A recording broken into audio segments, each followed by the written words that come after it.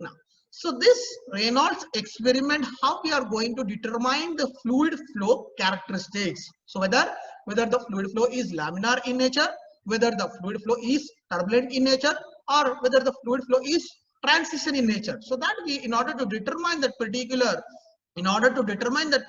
Reynolds number, or in order to determine the flow behavior, in order to determine this flow behavior, we are using this Reynolds setup. We are using this Reynolds setup. So that we have initially. So what is the construction we have it here in this one is, we have a tank filled with the water. We have tank filled with the water, and there is a pipe opening for it, and there is a pipe opening to it where the pipe is allowed to flow out the water, where the pipe is allowed to flow out the water with a valve connected to it. So in order to control the flow, or in order to regulate that particular fluid flow, we are connected with a valve in between this. And this is a transparent glass tube we have with a filament or the dye. So here you see that the dye container or the dye placed inside this one. So that is exactly the nozzle of the dye is aligned to in the center line. Aligned to eject the dye in the center line of the fluid flow, So considering this one, so now how we are going to do the Reynolds experiment. Now what is our interest is to determine whether the fluid flow is laminar, or whether the fluid flow is turbulent, or whether the fluid flow is in transition. So this is nature, fluid flow nature. So now, so as far as this Reynolds number is concerned, it is given by the expression rho Vd by mu. It is given by an expression of rho Vd by mu. So here my density of the water is being fixed, and the diameter of the pipe is fixed, because it is construction wise it is already fixed, and mu, so that is viscosity of the water is also fixed. Then what I have, only variable I have, that it is the velocity. So that velocity variable, I'm using this valve in order to regulate that particular fluid flow. I'm using the valve to regulate that particular fluid flow. So when I open full valve, the velocity of the water will be flowing with an increment in the velocity. When I open a partial valve, the flow velocity can be flown with a less velocity. So by this way, by regulating the valve or by controlling the valve, I'm injecting the dye continuously in the fluid flow. And by this way we can notice whether the fluid flow is laminar in nature, or the fluid flow is turbulent in nature. Whether the fluid flow is laminar in nature, or whether the fluid flow is turbulent in nature. So now, so in order to carry this particular experiment, what we have done is, so we have filled. So here both the experiments or both the images are showing the same, right?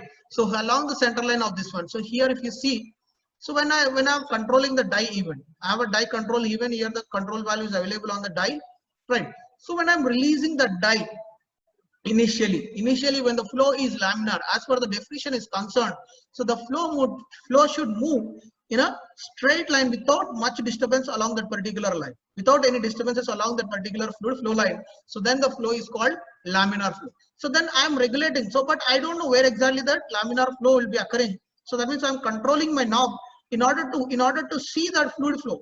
In order to see that fluid flow is laminar in nature or not.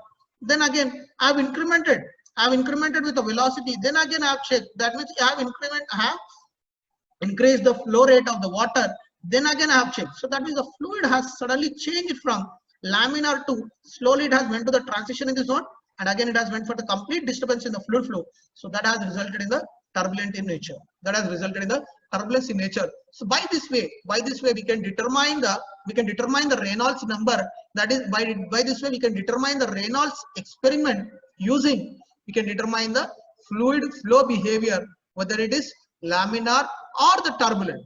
So as we all know, as far as the theoretical definition is concerned, the theoretical range of Reynolds number where it is less than 2000, it is laminar in nature, where if it is greater than 2000 and less than 4000, transition in nature, where if it is greater than 4000, that is flow through the pipes.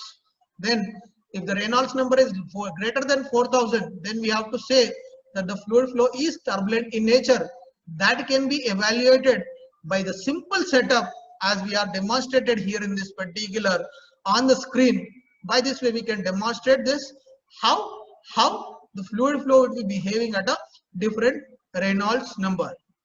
So before the construction, if you are making on your own construction, we have to make sure that the pipe diameter should be fixed within the range of Reynolds number 2000. Then we have to fix the diameter so that we can get only laminar fluid flow in that fluid flow process, or in that fluid dynamics. So this is how the Reynolds experiment will be working, and we can demonstrate it. We can demonstrate how the fluid flow behavior would be varying. So this is a way of easily determining the laminar and the turbulent flow nature inside the fluid flow. But the disadvantages in this one is the water will be contaminated, or the water will be mixed with a dye in this. So that is the only disadvantage. And for the continuous fluid flow, the tank need to be filled up to the level required in order to have the continuous fluid flow in this one. And this is a simple and easy way of construction of the Reynolds experiment in order to demonstrate about the laminar and the turbulent fluid flow nature. So next, once we have done with the experiment, now the question comes, or what is the velocity you have taken it, or how do we determine the velocity? In order to determine the velocity of the fluid flow, the water, or from the water which is exiting out from this tank will be collected that water, and by collecting that water flow rate, so we will be connecting with a single tube manometer on this one, and water, that the time taken to fill the water inside this tank, the time taken to fill this water inside this one.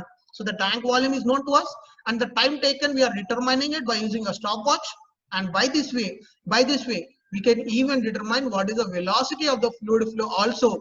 So that is the utilization of the Reynolds experiments in order to determine the fluid flow behavior, and all the parameters included in this are discussed, and this is how the Reynolds number can be best utilized. And by doing this experiment, we can practically demonstrate what is the Reynolds number for our fluid flow, And even you can demonstrate at your home, like using any smoke source.